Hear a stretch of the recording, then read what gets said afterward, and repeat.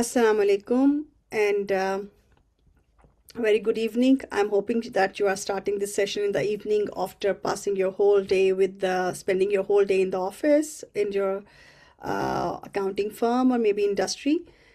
आज का जो हमारा पहला लेक्चर है जो हमने प्लान किया है वो है sustainability reporting landscape.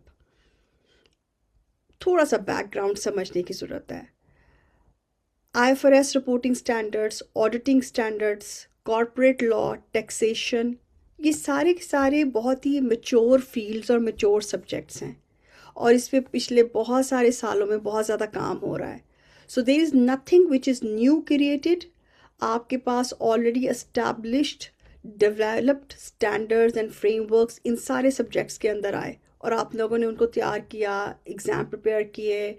You are even using into your internship articles life in the industry audits and stuff. What about this new subject जिसके स्टैंडर्ड्स बिल्कुल रिसेंटली 2024 में ग्लोबली इंट्रोड्यूस किए गए, एस्टैब्लिश इनको 2023 में किया गया. सो क्या ये इतना मैच्योर है कि हम इसको डायरेक्टली स्टैंडर्ड्स पकड़े और उनको पढ़ना शुरू कर दें? No, my answer is no. हमें थोड़ी सी बैकग्राउंड समझने की ज़रूरत है. उस बैकग्राउंड को समझने के लिए हम लोगों का जो पहला लेक्चर है ये आपका रिपोर्टिंग लैंडस्केप का लेक्चर है कि ज़रूरत क्या थी, why these two standards were introduced. इससे पहले क्या हो रहा था, क्या ये टोटली न्यू वर्क है, क्यों न्यू इनोवेशन है, क्रिएशन है, या कुछ पहले से किए हुए वर्क को यूज़ करते हुए ये स्टैंडर्ड्स क्रिएट किए गए. सो इस पहले लेक्चर के अंदर हम लोग ये अंडरस्टैंड करेंगे कि इन दो स्टैंडर्ड्स को बनाने के लिए कौन से पिछले या प्रीवियसली एस्टैब्लिश्ड वर्क को यूज़ किया गया और किस तरह से यूज़ किया गया और उनको हमने किस तरह से समझना है. क्योंकि अगर हम देखें तो इस वक्त दुनिया में बहुत लिमिटेड सस्टेनेबिलिटी रिपोर्ट्स आपको नज़र आएंगी जो IFRS S1 और S2 के अकॉर्डिंगली बनी हुई हैं. तो फिर कहाँ से स्टार्ट करें? क्या हमारे पास कोई एग्जांपल्स हैं? क्या हमारे पास कोई ऐसा वर्क है जिसको देख के हमें समझ आए कि इस पर्टिकुलर डिस्क्लोजर का या इस पर्टिकुलर स्टैंडर्ड का मतलब क्या है? तो हम लोग इस बैकग्राउंड को समझेंगे और देखेंगे कि कहाँ कहाँ से किस किस का वर्क यूज़ करते हुए IFRS फाउंडेशन ने ये दो स्टैंडर्ड्स क्रिएट किए, ताकि जब हम इनको प्रैक्टिकल वर्जन में देखना चाहें और रीजनिंग के साथ देखना चाहें हम उसको समझ सकें कि हमने कौन से वर्क को रेफ़र करना है, कौन सी रिपोर्ट्स को देखना है, कहाँ पे इनके सॉल्यूशंस हैं पड़े हुए. So without any delay I want to start the first lecture of your Sustainability Reporting and Assurance exam, which is CFAP 3. Bismillah Rahman Rahim. And I'm hoping that we will have this journey in a very successful way और हम इसको अच्छे तरीके से करेंगे इंशाल्लाह ताला. As मैंने आपको ओरिएंटेशन सेशन में भी बताया था कि आपके लेक्चर्स जो हैं वो हर वीक में आपको ड्यूरिंग द वीक और by the end of the week आपको मिल रहा हुआ करेंगे. आप वो लेक्चर्स अटेंड करेंगे, उसके फॉलो अप के लिए आपके पास आपके नोट्स भी आया करेंगे, तो आप नोट्स भी पढ़ेंगे. May be fortnightly, I think it's better fortnightly हम लोग हमारा जो ग्रुप है, जो व्हाट्सएप ग्रुप में देख रही थी, वहाँ पे ऑलमोस्ट 20-25 पीपल आर देयर. हम उनके साथ जूम मीटिंग भी प्लान कर लेंगे जहाँ पे आपके क्वेश्चंस को मैं डायरेक्टली आंसर भी कर दूँगी इंशाल्लाह. सो आपका जो फर्स्ट लेक्चर है that is sustainability reporting landscape. इस सारे सस्टेनेबिलिटी रिपोर्टिंग लैंडस्केप को समझने से पहले हमें थोड़ी से कुछ कॉन्सेप्ट समझने हैं और वो कॉन्सेप्ट्स हमें ये बेस बताएंगे कि इन स्टैंडर्ड्स की, इस रिपोर्टिंग की, इस सस्टेनेबिलिटी रिपोर्टिंग की रीजनिंग क्या बनी. Let's look into that. We have two, one is your organization and one is the environment और द सोसाइटी. कोई भी बिजनेस जो है वो किसी एक एक्सटर्नल इन्वायरमेंट में काम कर रहा होता है. जैसे अगर मैं बात करूँ इंटरलूप की, तो Interloop is placed in Faisalabad. वहाँ पे उसकी फैसिलिटी है, प्रोडक्शन फैसिलिटी है, वहाँ पे मैन्युफैक्चरिंग हो रही है, but they are selling into US, Europe, in Pakistan. So it's the external environment which is connected to the organization, जहाँ पे वो बिजनेस या ऑर्गेनाइजेशन वर्क कर रही होती है. सो हो क्या रहा था दैट बिजनेसेस काम कर रहे थे, इंडस्ट्रियलाइजेशन हो रही थी, और उनके प्रोसेसेस की वजह से, उनकी एक्टिविटीज़ की वजह से बहुत सारे अफेक्ट्स आने शुरू हो गए थे एक्सटर्नल इन्वायरमेंट के ऊपर. मैं जब एक्सटर्नल इन्वायरमेंट की बात कर रही हूँ तो don't think about the environment of climate and stuff. Environment is everything which is encountered by the business or which is surrounded along with the business. तो वो इम्पैक्ट कैसे आने शुरू हो गए. बिजनेसेस, आप you think about any manufacturing organization, जब वहाँ पे इंडस्ट्री लगी है, वहाँ पे मैन्युफैक्चरिंग हो रही है, वहाँ मशीनरीज काम कर रही हैं, तो वहाँ के इर्द गिर्द एरियाज़ में एयर पोल्यूट होना शुरू हो गई, क्योंकि वहाँ पे फ्यूल बर्स्ट हुआ, वहाँ पर डीजल एंड कोल वगैरह बर्न करके एनर्जी यूटिलाइज हो रही है. सो प्रोसेसेस के अभी अभी at this level you just understand के बिजनेसेस प्रोसेसेस की वजह से आपकी एयर पोल्यूट होना शुरू हो गई.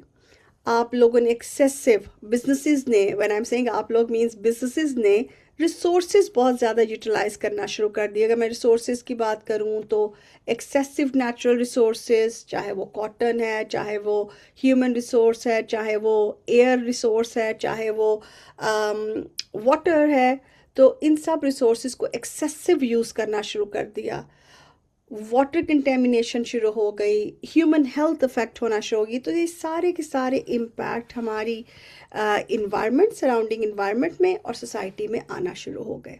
And I think today you can see that, अगर मैं लाहौर की बात करूँ तो one of the most polluted city of the world is Lahore, क्योंकि वहाँ पर इर्द गिर्द इंडस्ट्रियलाइजेशन है. अगर हम we think about even the border and the stuff, तो आपकी जो एयर है वो काफ़ी ज़्यादा पोल्यूट हो चुकी हुई है.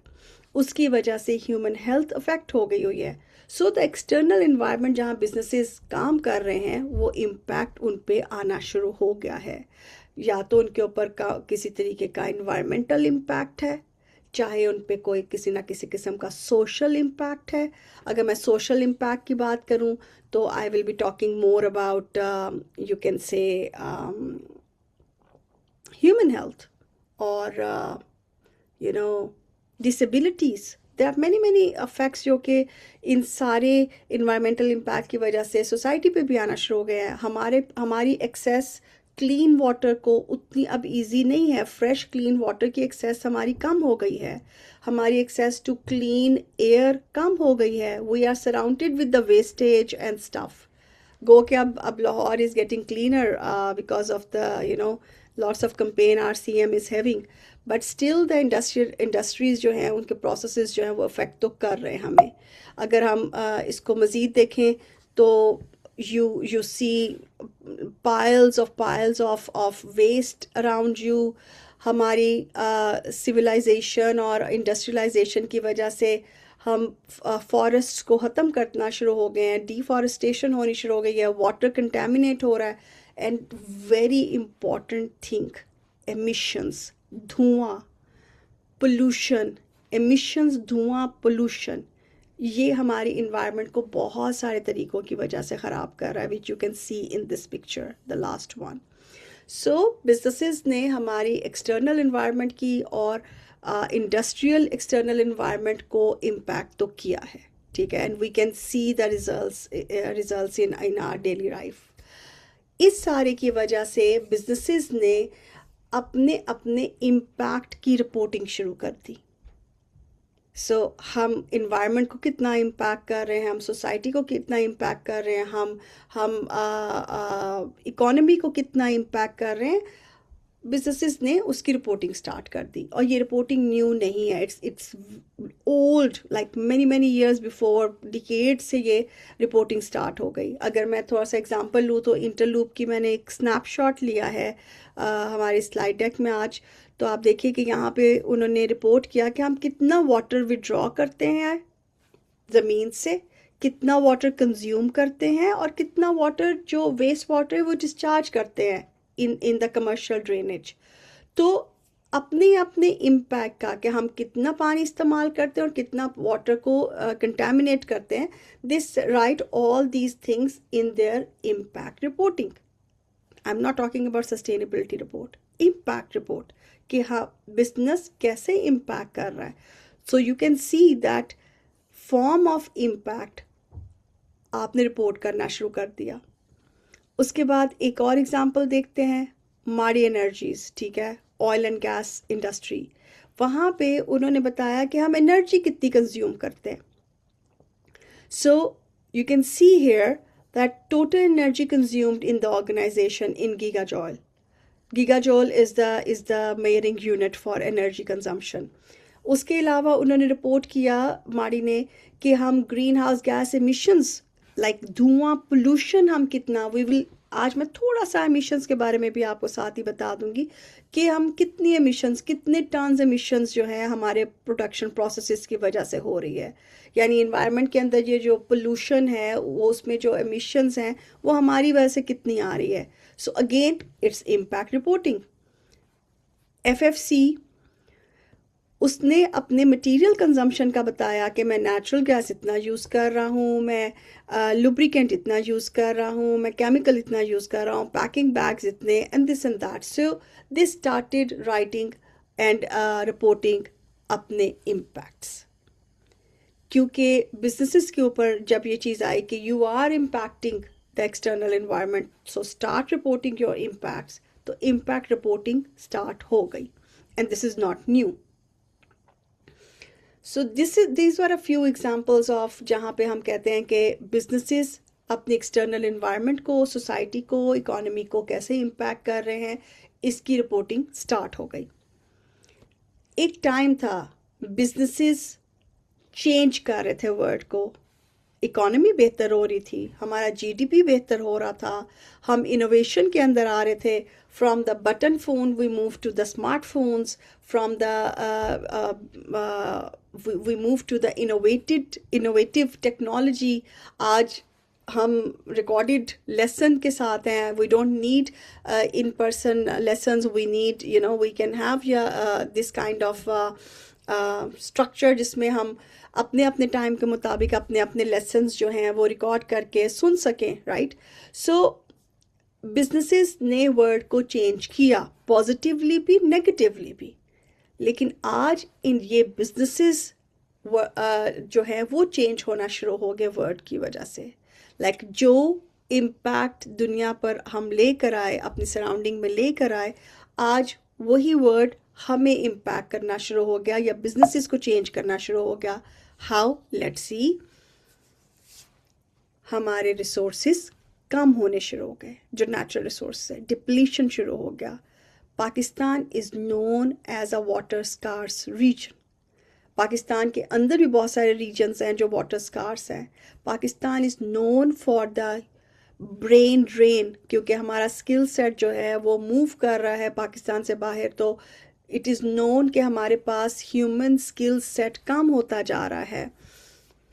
सो इस तरह के बहुत सारे ऐसे नेचुरल रिसोर्सेज कह लीजिए या नेचुरल कैपिटल आप कह दीजिए, क्योंकि स्किल ह्यूमन रिसोर्स भी एक कैपिटल है जो कि हम बिजनेस के अंदर इन्वेस्ट करते हैं. अगर आप देखिए तो आप अगर हम कंसल्टिंग की बात करें तो ये एक स्किल सेट हम कंसल्टिंग बिजनेस में यूज़ करते हैं and we make our revenues. अगर हम मैन्युफैक्चरिंग की बात करें तो वहाँ पर engineer skill set, different kind of brains, they sit together, do the manufacturing, make the product. और it's a combination of natural resource, it's the combination of human resource, it's the combination of manufacturing resource, machinery, plant, fuel, gas. So when you make all this together, then you can make a product and you can earn the revenue. So इन सारी चीज़ों में कुछ variation आनी शुरू हो गई, कमी आनी शुरू हो गई. और all the natural resources are limited in their quantity. एक फिक्स क्वांटिटी दुनिया में दी गई है, एक्सेसिव नहीं है. सो डिप्लीशन आनी शुरू हो गई. देखते हैं कैसे. अभी रिसेंट 2026 में ये रिपोर्ट सामने आई है कि ग्लोबल रिस्क जो आ रहे हैं वो आपके एक्सट्रीम वेदर इवेंट है। और ये किस वजह से आ रहा है? We will just see the reason right now. Population is now becoming a risk. इसके अलावा अगर आप कहो कि erosion of human right and civic freedom, again हम प्रोडक्शन इंडस्ट्रियलाइजेशन की तरफ तो मूव करते जा रहे हैं, लेकिन दूसरी तरफ जो है हमारे रिसोर्सेज, चाहे वो ह्यूमन रिसोर्स है, चाहे वो फाइनेंशियल रिसोर्स है, चाहे वो नेचुरल रिसोर्स है, वहाँ पे भी कुछ ना कुछ कमी आ रही है, कुछ ड्रेन आ रहा है। सो ग्लोबली रिस्क असेसमेंट हुई और पता चला कि 2 साल के अंदर जो है वो ये 10 रिस्क टॉप रिस्क बनेंगे बिजनेसेस के लिए। लेकिन नेक्स्ट 10 इयर्स में जो टॉप रिस्क बनेगा वो एक्सट्रीम वेदर इवेंट है। अगर मैं पिछले स्लाइड्स पे जाऊं तो आपको यहाँ पे नज़र आ रहा है कि air pollution, water contamination, this is what happened in the external environment. In return, countries or regions are facing drought, wildfires, they are facing heavy rains, they are facing floods, they are facing extreme weather events. और जब हमने global risk की बात की तो वहाँ पे भी पता चला कि extreme weather event is the global risk to the economies, to the businesses. जो रिस्क हमारे रिस्क रजिस्टर में कहीं पे काउंट नहीं होता था, वो रिस्क आज आपका टॉप रिस्क बन गया है, राइट?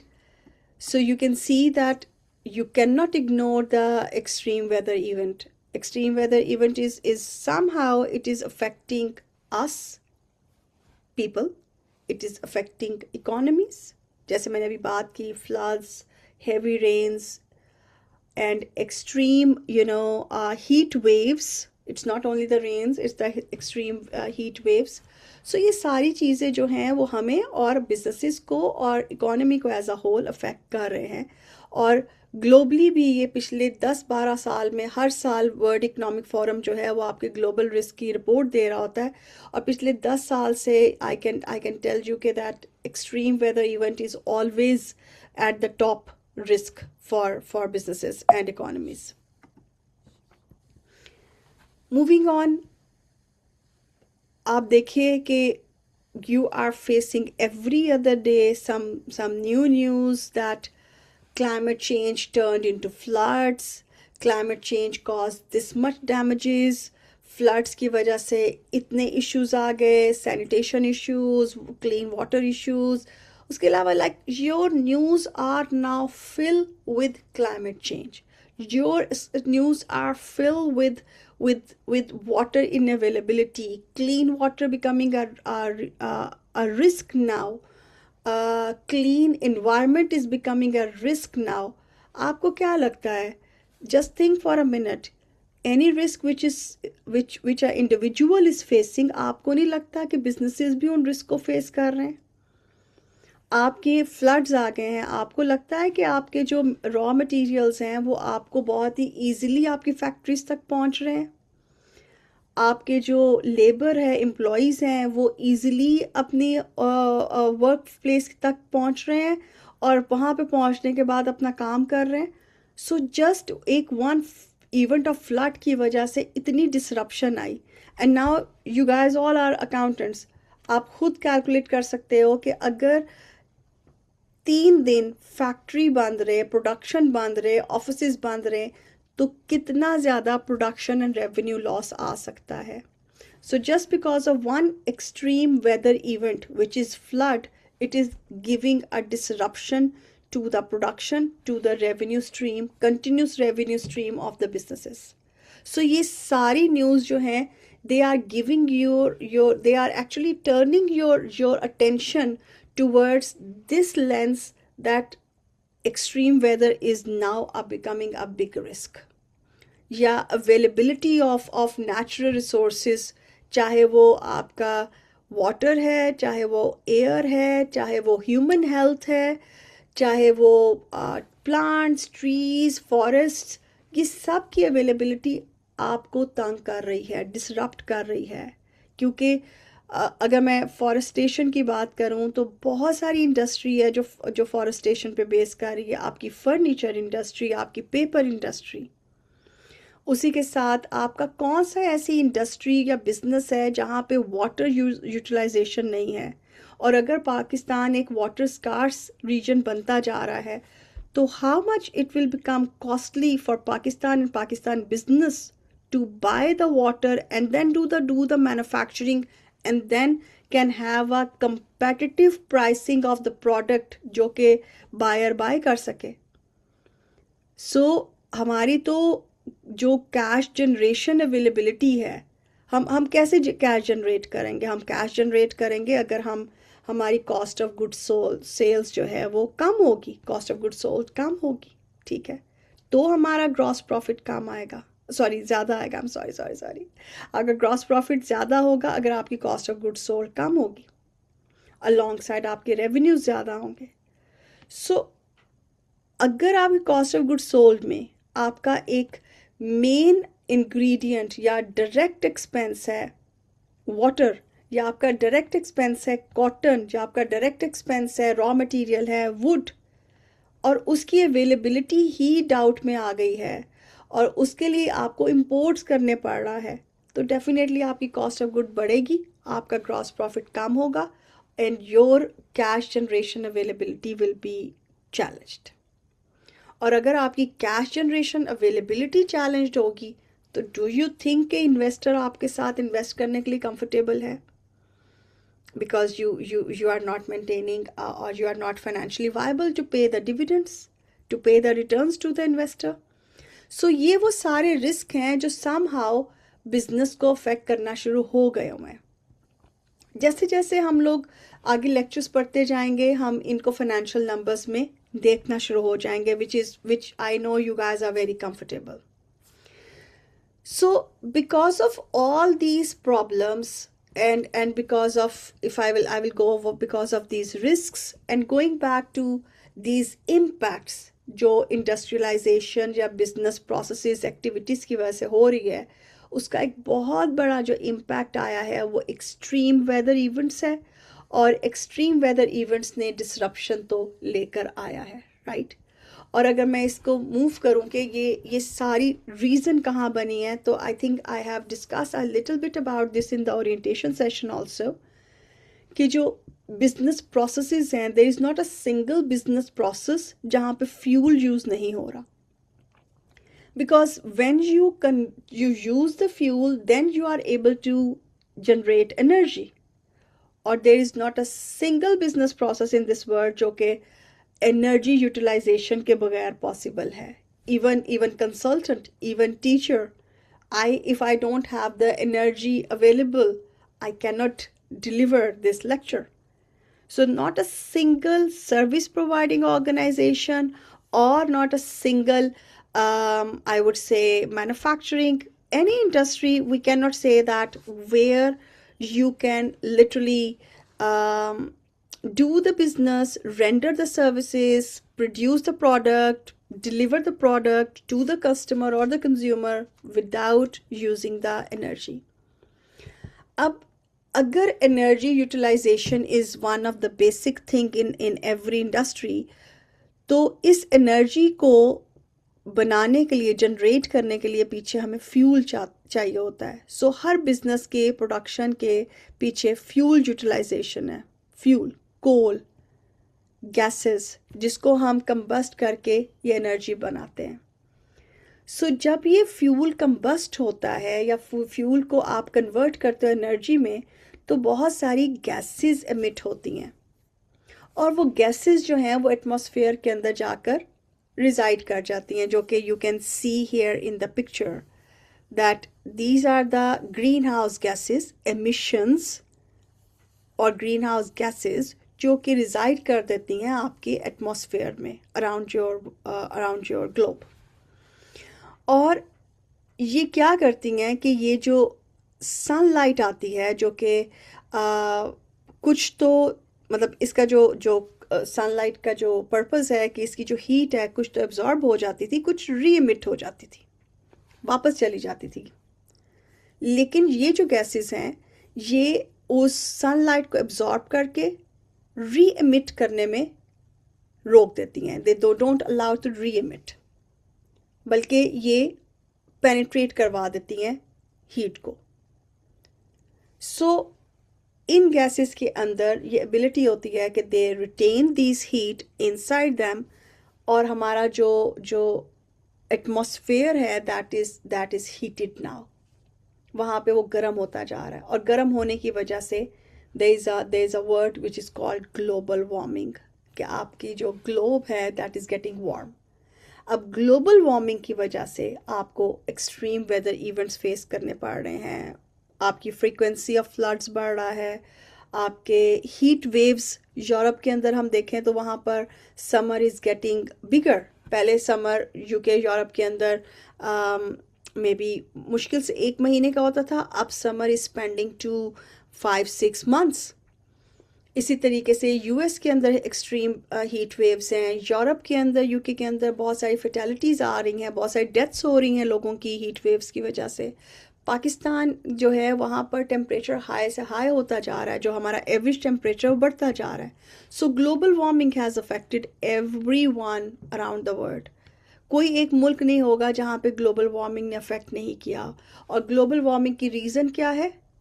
फ्यूल को बर्न करना, और फ्यूल जब तक नहीं होगा इंडस्ट्री वर्क नहीं कर सकती, क्योंकि हमें एनर्जी चाहिए to deliver, to make any production, to deliver any service और to produce any product. So main reason इस एक्सट्रीम वेदर इवेंट्स की, जो कि इस वक्त ग्लोबल रिस्क है, वो आपकी ये ग्रीन हाउस गैसेस हैं. और ग्रीन हाउस गैसेस के पीछे आपका फ्यूल कंज्यूम करना है. और फ्यूल कौन सा? कोल, न्यूक्लियर, जहाँ पे आपकी ये एमिशंस या पोल्यूशंस जनरेट होती है. So this is a very small reasoning, or I wanted to add on that ये extreme weather event, ये impacts, इन चीज़ों में ये एक जो रिस्क है वो इसके पीछे रीज़न क्या है. Now explaining that again, businesses के प्रोसेसेस की वजह से एमिशंस होती हैं, गैसेस आती हैं. यूजुअली गैसेस को रिप्रेजेंट किया जाता है कार्बन डाइऑक्साइड के साथ. इसको हमने बहुत डिटेल से आगे जाके पढ़ना है, सो अभी के लिए बस इतना काफ़ी है. इससे आपकी जो ग्लोबल वार्मिंग है वो इंक्रीज़ हो रही है. ग्लोबल वार्मिंग के इंक्रीज़ होने की वजह से क्लाइमेट चेंज हो रहा है, एक्सट्रीम वेदर इवेंट्स आ रहे हैं, and this is the reason. उसकी वजह से ड्रॉट्स है, उसकी वजह से फ्लड्स हैं, उसकी वजह से हैवी रेन्स है. और इन शॉर्ट अगर मैं बिज़नेस लैंग्वेज में बात करूं तो आपका इंफ्रास्ट्रक्चर डैमेज हो रहा है, आपकी फैसिलिटीज़ और आपके ऑफिसेज डैमेज हो रहे हैं, आपकी सप्लाई चेन, सबसे बड़ी बात आपकी सप्लाई चेन के रॉ मटेरियल का फैक्ट्री तक पहुंचना या ह्यूमन रिसोर्स का वर्क प्लेस तक पहुंचना, आपकी सप्लाई चेन ही डिस्टर्ब हो रही है. So this whole is actually the whole cycle that how businesses are impacting the external environment, and वहाँ पे जो bad impacts हो चुके हैं वो businesses को कैसे hit कर रहे हैं. तो अभी तक इन 2 स्टैंडर्ड के आने से पहले तक, जैसे मैंने आपको पहले इंटरलूप की एग्जांपल दी और मैंने आपको मारी एनर्जीज की एग्जांपल दी, कि हम इम्पैक्ट रिपोर्टिंग कर रहे थे कि बिजनेसेस कैसे इम्पैक्ट कर रहा है इन्वायरमेंट को, सोसाइटी को, इकोनॉमी को. और नाउ इन्वेस्टर इस चीज़ को लेके कॉन्शियस हो गया है कि ये सारे नेगेटिव इम्पैक्ट्स तो आ गए हैं, लेकिन इनकी वजह से आपका बिजनेस कितना ज़्यादा डिस्टर्ब हो रहा है. That is the financial reporting. Because अगर बिजनेस डिस्टर्ब होगा, चाहे वो इंफ्रास्ट्रक्चर डैमेज की वजह से है, चाहे वो सप्लाई चेन डिस्ट्रप्शन की वजह से है, जो आपको 10 दिन पहले आपका रॉ मटेरियल पहुंचना था, because of some seasonal event और क्लाइमेटिक इवेंट वो आपका लेट हो गया, आप प्रोडक्शन नहीं कर सके, आप अपने कस्टमर का डिमांड या ऑर्डर पूरा नहीं कर सके, तो definitely the one thing which you will be facing will be financial loss. So investor is concerned कि इन सारे इम्पैक्ट्स की वजह से आपको फाइनेंशियल डिस्टर्बेंस कहाँ आ रही है और जहां हम फाइनेंशियल डिस्टर्बेंस की बात करते हैं तो वहां पे फाइनेंशियल रिपोर्टिंग डिस्कस होती है। एंड इन दिस वे आपकी ट्रांजिशन हुई इम्पैक्ट रिपोर्टिंग से फाइनेंशियल रिपोर्टिंग की तरफ। मूविंग ऑन, ये तो आपकी छोटी सी ट्रांजिशन फ्रॉम फाइनेंशियल ट्रांजिशन है, from impact reporting to financial reporting. अब देखते हैं कि ये जो सारे स्टैंडर्ड्स या फ्रेमवर्क्स ये कैसे इवॉल्व होके IFRS S1 S2 तक हम कैसे पहुंचे। Let's have a look. 30 years की एवोल्यूशन आपको यहाँ पे तकरीबन नज़र आ रही है सिंस 1997 टिल नाउ। और जो हमारे सिलेबस में एडिड है वो है आपके ये IFRS स्टैंडर्ड्स, राइट। लेकिन इनकी कनेक्टिविटी टू समहाउ पीछे कुछ काम के साथ तो है, वो थोड़ा सा हम अभी पहले समझते हैं and then we will see actually where we have to learn further. So जो सबसे ज़्यादा रिलेटेबल इन सब फ्रेमवर्क्स में से जो सबसे ज़्यादा रिलेटेबल थे IFRS S1 S2 के साथ, दोज आर हियर। और इसको टर्न बाय टर्न हम समझते हैं। अच्छा, एक चीज़ मैं यहाँ पे ऐड करना चाहूँगी कि आप लोगों को इसको मेमोराइज नहीं करना किसी भी चीज़ को, ठीक है। आपको ना तो इनकी year of development, year of publication, you don't need to memorize anything. जो चीज़ आपको अपने माइंड में रखने की ज़रूरत है वो ये कि इस स्टैंडर्ड को किस लिए यूज़ किया जाता है और इस स्टैंडर्ड से IFRS ने क्या चीज़ ऑप्ट की है। और हम जब फाइनेंशियल रिपोर्टिंग कर रहे होंगे, सस्टेनेबिलिटी डिस्क्लोजर्स की फाइनेंशियल रिपोर्टिंग, तो कहाँ कहाँ पे इन स्टैंडर्ड्स की हमें हेल्प मिलेगी। So you don't need to memorize, I will mention you, I will give you the reference कि यहाँ पे हम इस स्टैंडर्ड की इस पर्टिकुलर चीज़ को यूज़ कर रहे हैं। So you don't need to memorize anything. अभी बैठकर सिर्फ आपने स्टोरी वे में समझना है कि ये सब इवॉल्व कैसे हुआ है। सो 2000 के अंदर एक्चुअली 1997 इसका ओरिजिन था, लेकिन 2000 के अंदर at the start of the 21st century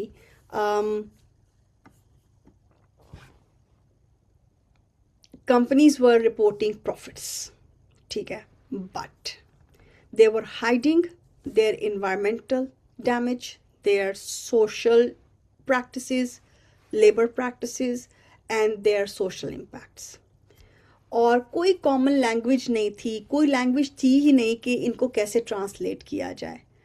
वहाँ पर GRI का जो GRI is the abbreviation global reporting initiative, ये फ्रेमवर्क आया, ये स्टैंडर्ड आया जिसमें ये क्रिएट किया गया, जहाँ पर एक स्ट्रक्चर्ड अप्रोच दी गई मल्टीपल स्टेक होल्डर्स को।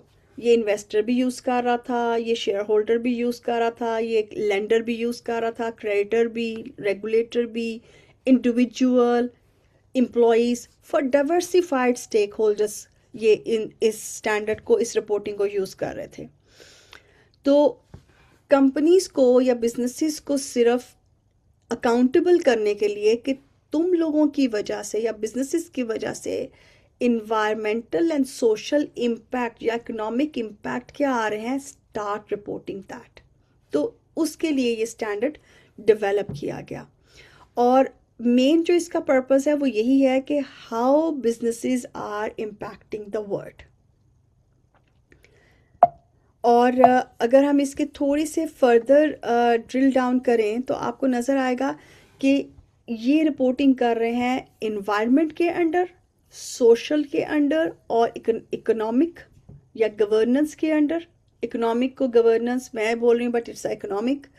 सो इन्वायरमेंट में they are reporting on waste, energy, emissions.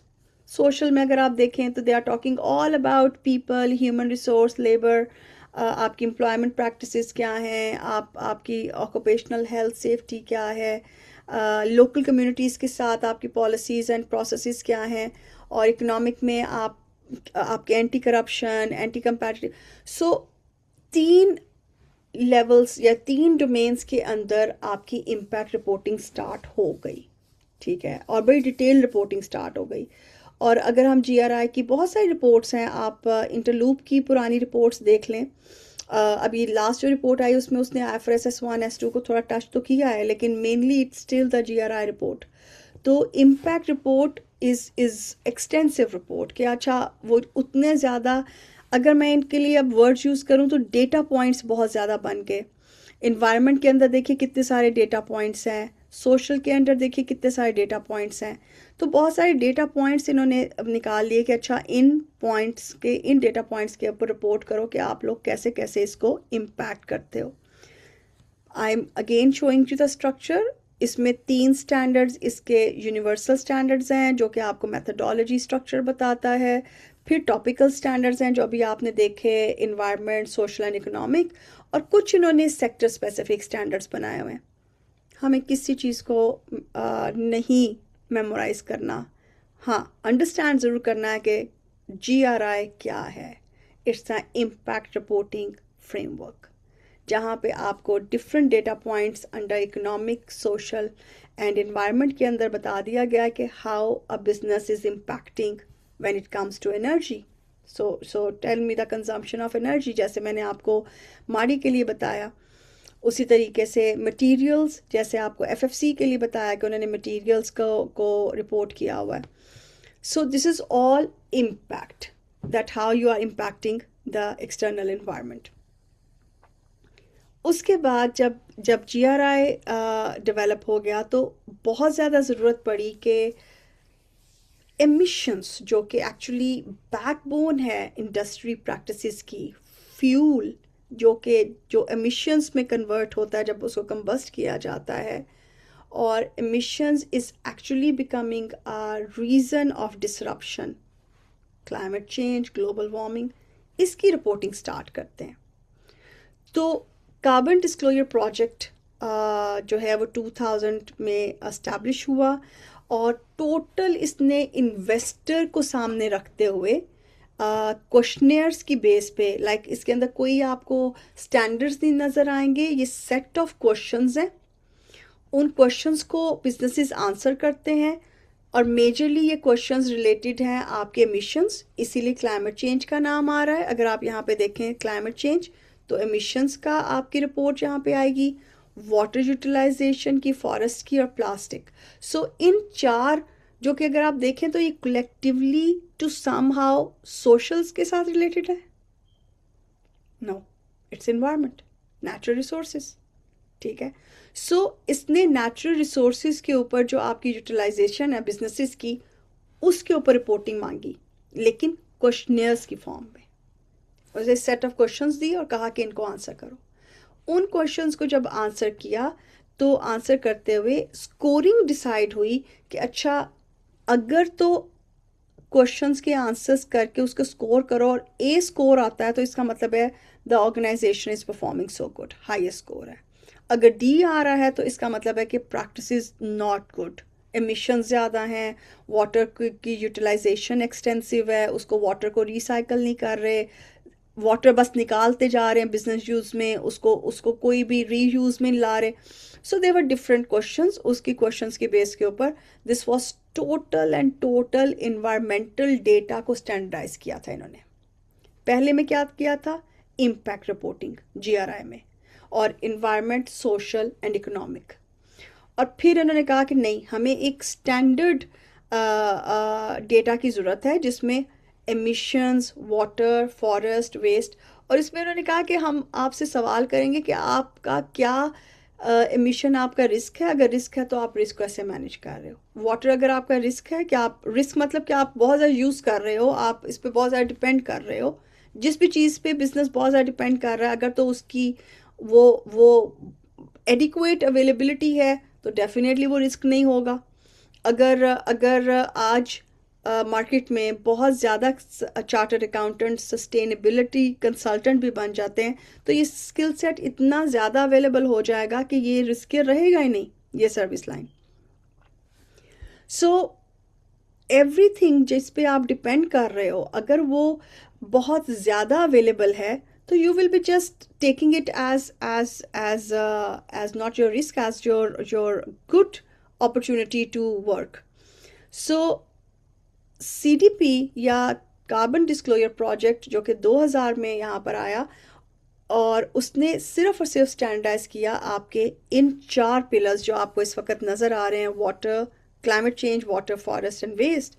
इसके ऊपर उसने रिपोर्टिंग आपसे की, और that was focus to investor, lender और क्रेडिटर या पॉलिसी मेकर। और एक और चीज़ कि ये रिपोर्टिंग स्टैंडर्ड नहीं है, ये सिर्फ डेटा रिप्रेजेंटेशन है, ठीक है। इसके बाद now there is a thing जहाँ पर ज़रूरत आई कि ठीक है, हमने इम्पैक्ट रिपोर्टिंग का एक स्ट्रक्चर चल रहा है, हमने एमिशंस की और हमने इन्वायरमेंट का डेटा इकट्ठा शुरू कर दिया। व्हाट अबाउट कि अब इसको थोड़ा सा फाइनेंशियल नंबर्स में लेकर जाएं। तो जो इन्वायरमेंटल डेटा को ट्रांसलेट किया, अगर आप देखें तो again it's climate, it's water, it's biodiversity and bit of social guidance.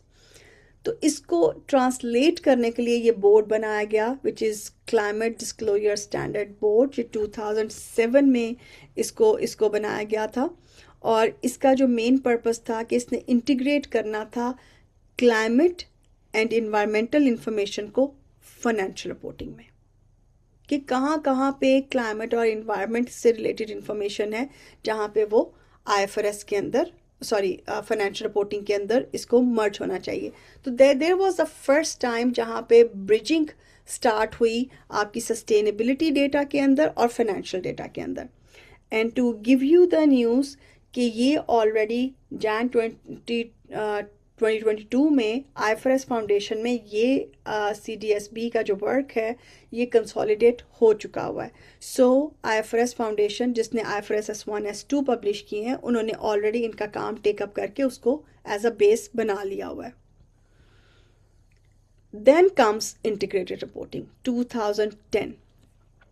Integrated reporting हमने अभी तक हमारे पास रिपोर्टिंग आई, इम्पैक्ट रिपोर्टिंग, ठीक है जी, हम इतना वेस्ट जनरेट कर रहे हैं, इतना वेस्ट रिसाइकल कर रहे हैं, हम इतना वाटर विड्रॉ कर रहे हैं, उसको रिसाइकल में डाल रहे हैं, रीयूज़ में डाल रहे हैं, या हम वाटर को रिसाइकल कर पा रहे हैं, नहीं कर पा रहे, हम इतनी पोल्यूशंस कंट्रीब्यूट कर रहे हैं थ्रू एमिशंस, इम्पैक्ट रिपोर्टिंग आई।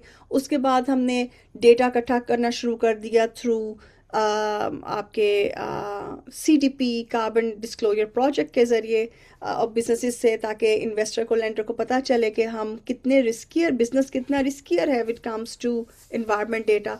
उसके बाद CDSB बोर्ड आया, ठीक है, जिसने आपको पहली दफ़ा कनेक्ट किया इन्वायरमेंटल डेटा को और सोशल डेटा को विद द फाइनेंशियल रिपोर्टिंग।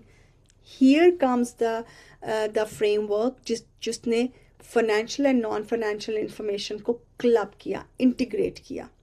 और यहाँ पे उन्होंने ये बताया कि किस तरीके से आपके ये जो इन्वायरमेंट से रिलेटेड अगर कोई चैलेंज है या रिस्क है, like I am giving you example again and again of water, or I'm giving you example again and again of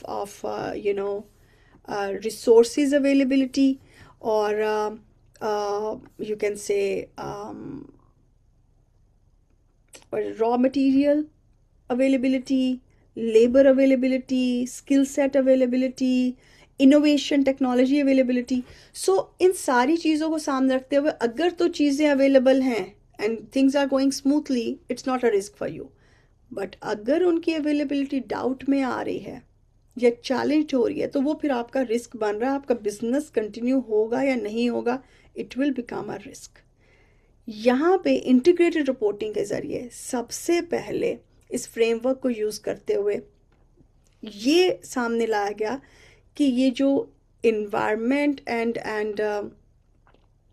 external environment है, जो कुछ भी वहाँ पर हो रहा है, क्या इसकी वजह से बिजनेसेस की जो वैल्यू है वो इम्प्रूव हो रही है। जैसे अगर तो कोई like if the impact is bringing a positive affect to the business. जैसे मैं अगर एक छोटी सी एग्जांपल दूं कोविड की, तो कोविड में definitely the access to the facility और द प्रोडक्शन और द वर्क प्लेस रिस्ट्रिक्ट हुआ था, लेकिन on the other way round आपकी एमिशंस कंट्रोल हुई थी, आपकी पोल्यूशन कंट्रोल हुई थी, क्योंकि आपका बहुत ज़्यादा ट्रांसपोर्टेशन, चाहे वो एयर ट्रांसपोर्ट था, चाहे वो शिप ट्रांसपोर्ट था, वाटर ट्रांसपोर्ट था या रोड ट्रांसपोर्ट था, वो कम हो गया था। और अगर वो कम हुआ था तो हमने डीजल, पेट्रोल, फ्यूल कम यूज़ किया। जब वो कम यूज़ किया तो वहाँ पे एमिशंस कम हुई, वहाँ पे कम पोल्यूशन हुई। तो क्या ये जो एक्सटर्नल इन्वायरमेंट है ये कोई अपॉर्चुनिटी ला रहा है? और अपॉर्चुनिटी ला रहा है कोई, तो हमारी वैल्यू क्रिएशन हो रही होगी पॉजिटिव में। और अगर कोई डिटोरिएशन ला रहा है तो हमारी बिजनेस की वैल्यू कम जा रही होगी, रिड्यूस हो रही होगी। जैसे इफ़ यू रिमेंबर, तो मैं फिर कोविड की एग्जांपल दूंगी कि विद इन फ्यू डेज आपके ग्रॉसरी आयल्स के अंदर ऑर्गेनिक फूड आ गया था। तो वन एक्सट्रीम इवेंट जो है वो अपॉर्चुनिटीज़ भी लेकर आया, रिस्क लेकर आया तो अपॉर्चुनिटीज़ भी लेकर आया। सो एवरी बिजनेस जो कि फॉरवर्ड थिंकर था, फॉरवर्ड लुकिंग था, उन्होंने उस अपॉर्चुनिटी अवेल करके बिजनेसेस इम्प्रूव भी किए, रेवेन्यूज़ जनरेट भी किए। सो ये जो एक्सटर्नल इन्वायरमेंट है जहाँ पे आप बिजनेस रन कर रहे हो, क्या वो एक्सटर्नल इन्वायरमेंट आपकी वैल्यू क्रिएशन कर रहा है या वैल्यू इरोजन कर रहा है? क्रिएशन कर रहा है अप और इरोजन कम कर रहा है, या आपकी वैल्यू को प्रिजर्व करके बैठा हुआ है? इस इंटीग्रेटेड रिपोर्टिंग के ज़रिए आपकी ये थॉट प्रोसेस सामने आई। और again it was for investors. और यहाँ पे थोड़ा सा मज़ीद ये कॉन्सेप्ट दिया गया कि क्या ये वैल्यू क्रिएशन जो बिजनेस में आ रही है ये शॉर्ट टर्म में है, लॉन्ग टर्म में है, मीडियम टर्म में है, लाइक ये अगले 2-3 साल में रहेगी, 5-7 साल में रहेगी, या 10-20 साल में रहेगी? तो दो कॉन्सेप्ट्स इसके अंदर लाकर financial and non financial information को इकट्ठे करके रिपोर्ट किया गया। So integrated reporting very important part of IFRS S1 S2। जैसे CDSB का काम यूज़ किया गया है IFRS के अंदर, इंटीग्रेटेड रिपोर्टिंग के कॉन्सेप्ट्स को बहुत अच्छे तरीके से IFRS S1 S2 ने, IFRS फाउंडेशन ने यूज़ किया है, जो कि हम बहुत डिटेल से आगे पढ़ेंगे। Moving next is the SASB. SASB is Sustainability Accounting Standard Board. Very, very, very vital bridge between sustainability report and financial report. क्योंकि अभी तक हम बात कर रहे थे जर्नल के एक्सटर्नल इन्वायरमेंट कैसे इम्पैक्ट कर रहा है, एक्सटर्नल इन्वायरमेंट को कैसे फाइनेंशियल नंबर्स में लेकर आएं, रिस्क को कैसे मैनेज करें, समहाउ हम कुछ पार्ट्स को डिस्कस कर रहे थे। यहाँ पर इस बोर्ड के under industry specific reporting start हुई। 77 इंडस्ट्रीज़ के बारे में इस बोर्ड ने वो प्रॉब्लम्स, अगर मैं प्रॉब्लम्स को रिप्लेस कर दूं वर्ड रिस्क, जो कि रिस्क फेस कर रहा है कोई बिजनेस, जो कि उसको फाइनेंशियल हिट दे रहा है, उसको फाइनेंशियली डिस्टर्ब कर रहा है, वो रिस्क और अपॉर्चुनिटीज़ उनको लिस्ट डाउन किया, उसको कैलकुलेट करने का तरीका बताया कि किस तरह से आपने कैलकुलेट करना है for 77 industries. So this was a very you can say a big bridge between I would say between financial reporting and sustainability reporting। 2011 में आया, और इसके जो इसके यू कैन से पिलर्स है ना SASB के अंदर या सस्टेनेबिलिटी अकाउंटिंग स्टैंडर्ड बोर्ड ने जो फिर इंडस्ट्री स्पेसिफिक स्टैंडर्ड्स बनाए हुए हैं, ऑयल एंड गैस इंडस्ट्री का स्टैंडर्ड, अपैरल का स्टैंडर्ड, फार्मास्यूटिकल का स्टैंडर्ड, IT इंडस्ट्री का स्टैंडर्ड, उसको इन्होंने डिवाइड किया हुआ है इन्वायरमेंटल रिस्क में, सोशल रिस्क में और गवर्नेंस रिस्क में। अगेन ये 4-5 डायमेंशन इसकी हैं। ह्यूमन कैपिटल बिजनेस मॉडल ये उसको स्ट्रक्चरिंग का पार्ट है। कि इन्होंने ये स्टैंडर्ड किस तरह से स्ट्रक्चर किए, तो they kept in mind environment कैसी है, इन्वायरमेंट कैसे अफेक्ट हो रही है इस बिज़नेस की वजह से, सोशल कैपिटल का रिस्क है या नहीं है। सोशल कैपिटल की जब हम बात करते हैं तो we are talking about the communities, local communities, or the communities where your industry or business is housed. Human capital, human resource जो उस बिजनेस के साथ कनेक्टेड है। इसके अलावा टेक्नोलॉजी, इनोवेशन, गवर्नेंस, लीडरशिप। सो इन कुछ डायमेंशंस, 5 डायमेंशंस के अंडर जो है वो स्टैंडर्ड्स जो हैं क्रिएट किए गए, और 77 इंडस्ट्रीज़ के जो स्टैंडर्ड्स हैं वो इन्होंने क्रिएट किए। आउट ऑफ दो 77 इंडस्ट्रीज़ जो हमारे सिलेबस के अंदर हैं वो 10 इंडस्ट्रीज़ हैं, और उन 10 इंडस्ट्रीज़ के under 12 sector, in total 12 sectors हैं जो हमने पढ़ने हैं और जो हमने एग्ज़ाम के लिए प्रिपेयर करने हैं। So we will be addressing all these sectors turn by turn, जैसे जैसे लेक्चर्स में आता जाए। Just to give you a quick clue, हम टेक्सटाइल अपैरल के ऊपर काम करेंगे, हम ऑयल एंड गैस पे करेंगे, बैंक्स, फाइनेंशियल इंस्टीट्यूशंस में कमर्शियल बैंक के ऊपर, फूड, बेवरेजेस, फार्मास्यूटिकल, जैसे मैंने आपको हेल्थ केयर की बात की, यूटिलिटी कंपनीज़, जैसे हमारी यूटिलिटी कंपनीज़ कराची में के इलेक्ट्रिक है, वापटा है, service providers, consultants, you and us, you and me, and then resource transformation, chemicals, telecommunication, and transportation, automobile. तो we will be discussing this. One thing मुझे आप लोगों से प्रॉमिस चाहिए है, आप लोगों ने चीज़ों को मेमोराइज़ नहीं करना है, आप लोगों ने समझना है, ताकि जब हमें एग्ज़ाम के अंदर किसी भी तरह का केस स्टडी हमसे पूछा जाए तो we don't need to think अच्छा हमने उस दिन क्या पढ़ा था। हम उस इंडस्ट्री के बारे में सोचें और हम उस केस स्टडी को आंसर कर दें इंशाल्लाह। सो SASB के बाद एक बड़ा इम्पॉर्टेंट टर्न आया। SASB ने तो 77 इंडस्ट्रीज़ की बात कर दी। उसके बाद एक फाइनेंशियल स्टेबिलिटी बोर्ड है, FSB, फाइनेंशियल स्टेबिलिटी बोर्ड। उसने कहा कि अच्छा ठीक है, आप रिस्क भी ले आए हो, SASB में आपने 77 इंडस्ट्रीज़ भी कवर कर ली।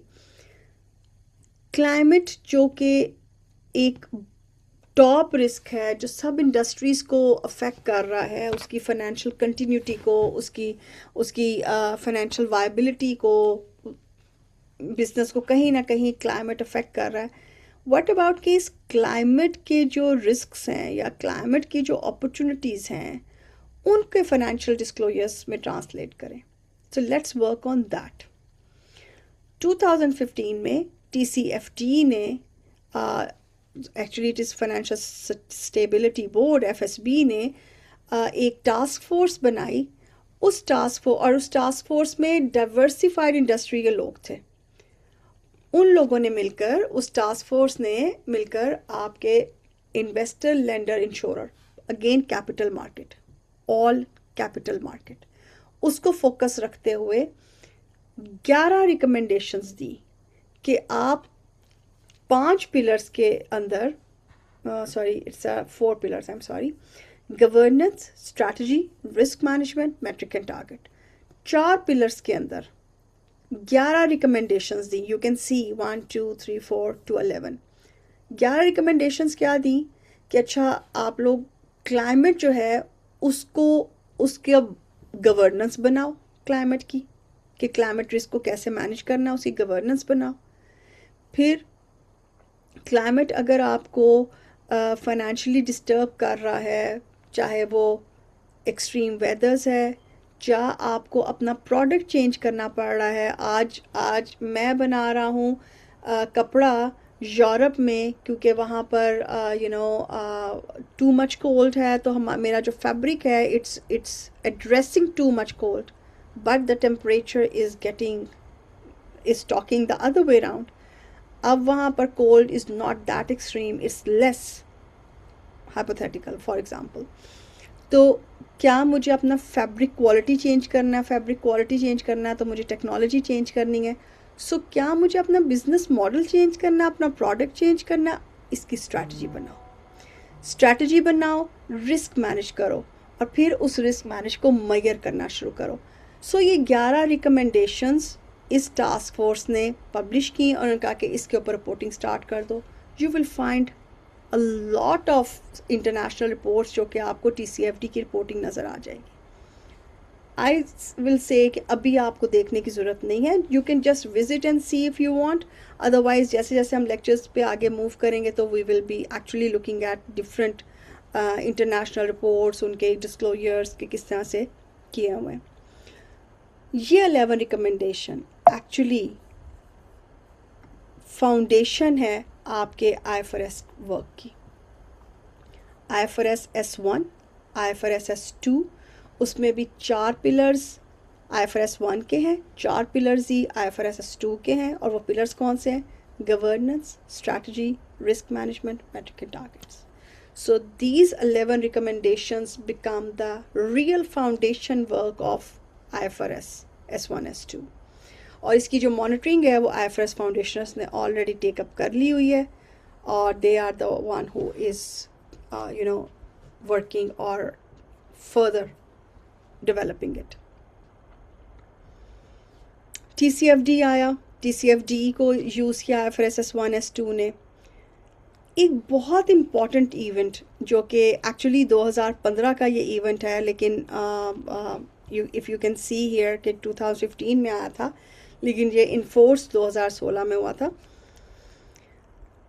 Climate change, global warming, global disruptions, inflation, inequalities. जब मैं इनइक्वालिटी की बात करती हूँ तो मैं पॉवर्टी की बात करती हूँ. अमीर हैं तो बहुत ज़्यादा अमीर, गरीब हैं तो बहुत ज़्यादा गरीब, not equal opportunity of jobs,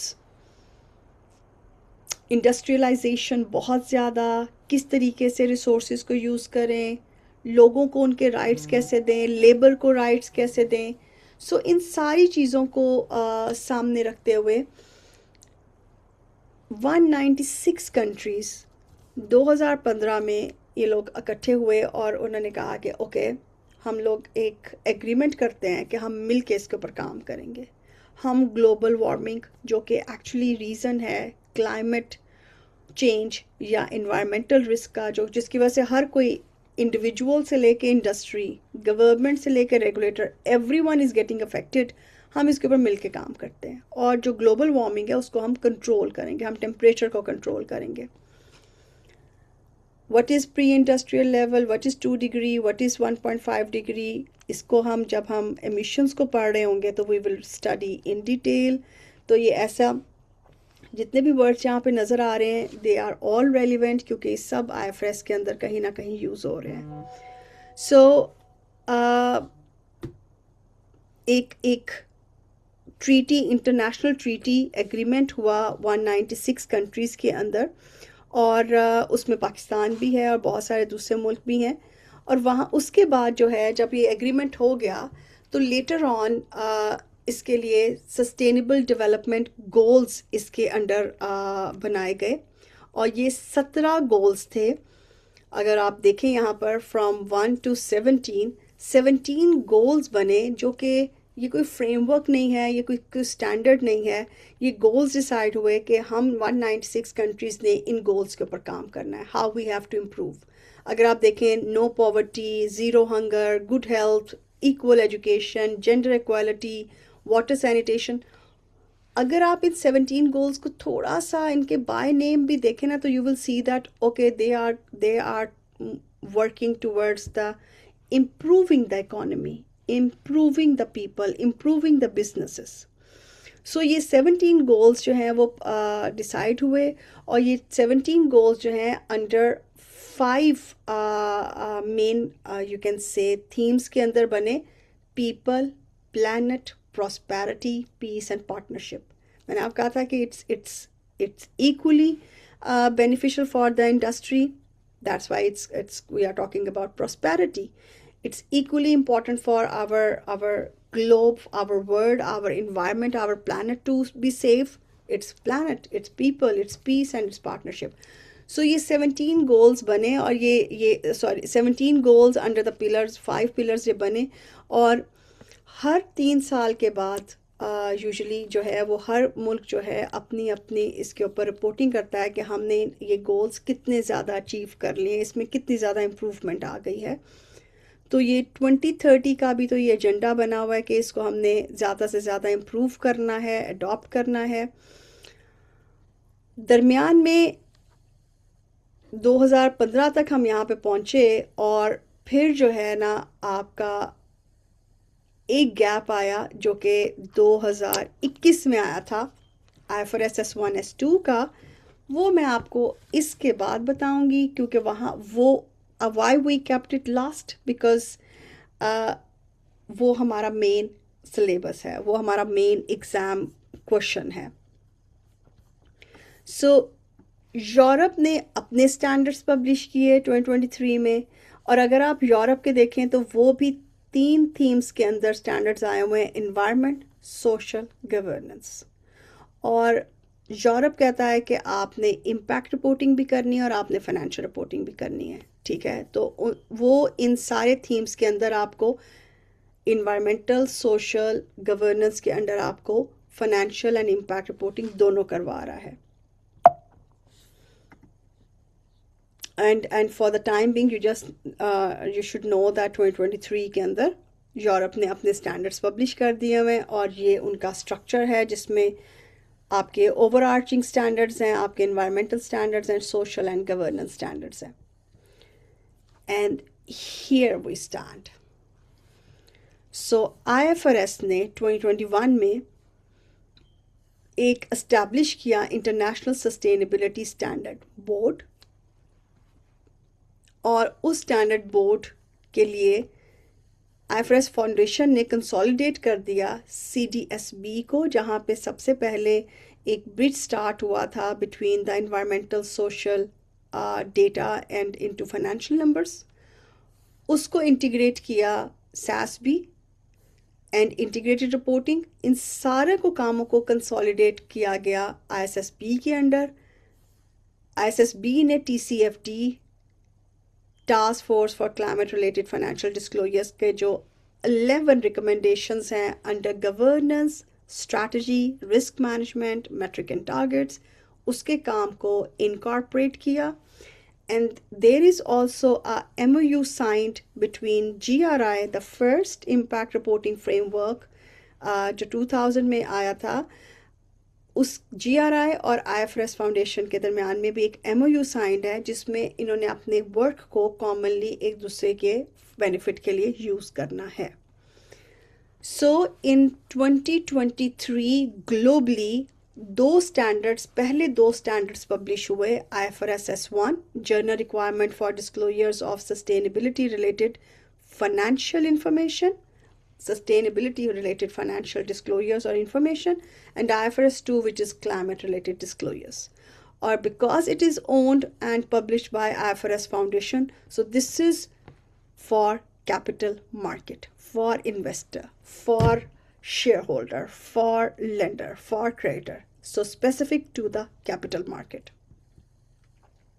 And just to give you a highlight here कि इन 3 स्टैंडर्ड्स एंड रिपोर्टिंग फ्रेमवर्क्स को और बोर्ड के काम को कंसोलिडेट करके IFRS सस्टेनेबिलिटी स्टैंडर्ड बोर्ड ने आपका IFRS फाउंडेशन ने IFRS S1 S2 पब्लिश किए हैं। और ये इक्विप करता है जो भी डिसीजन लेना है आपको। यू नो दैट एक चीज़ जो मैं आपको शुरू में भी कह रही थी कि फाइनेंशियल स्टेटमेंट्स जो पब्लिश होती हैं उनका मेन पर्पस होता है कि इन्वेस्टर ने या शेयर होल्डर ने ये डिसीजन लेना होता है कि क्या हम इस बिज़नेस के अंदर इन्वेस्ट करें, डाइवर्स्ट करें, इसको लोन दें, ना दें, इसके शेयर्स खरीदें, ना खरीदें। So it's all about decision making based on the financial statements.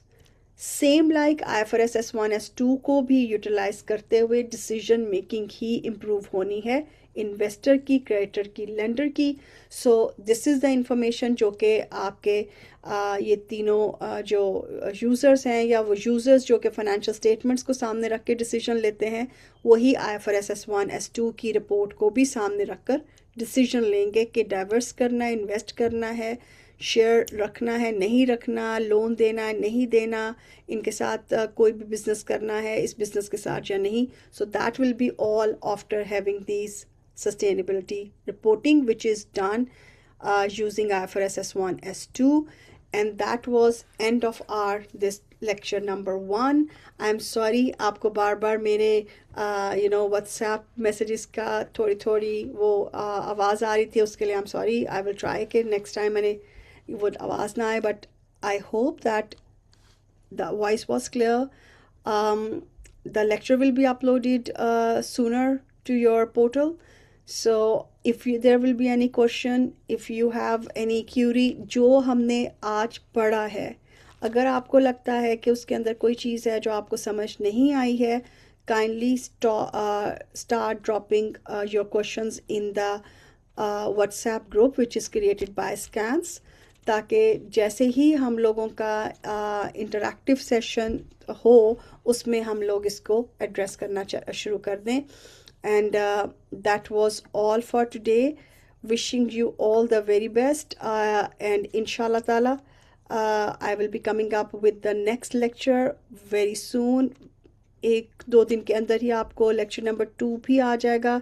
Just to give you a small teaser about that, हम lecture number 2 में हम लोग cover कर रहे होंगे वो कॉन्सेप्ट्स जो कि फाइनेंशियल अकाउंटिंग स्टूडेंट या चार्टर्ड अकाउंटेंट्स के लिए थोड़े से नए हैं, जिसके साथ आप बहुत फेमिलियर नहीं हैं, लेकिन उन कॉन्सेप्ट्स को समझना इसलिए ज़रूरी है ताकि हम IFRS S1 और S2 स्टैंडर्ड को समझ सकें. सो हमारा नेक्स्ट लेक्चर होगा वो बेसिक कॉन्सेप्ट्स और new concepts for the chartered accountants. And wishing you all the very best. Thank you so much. अस्सलाम वालेकुम.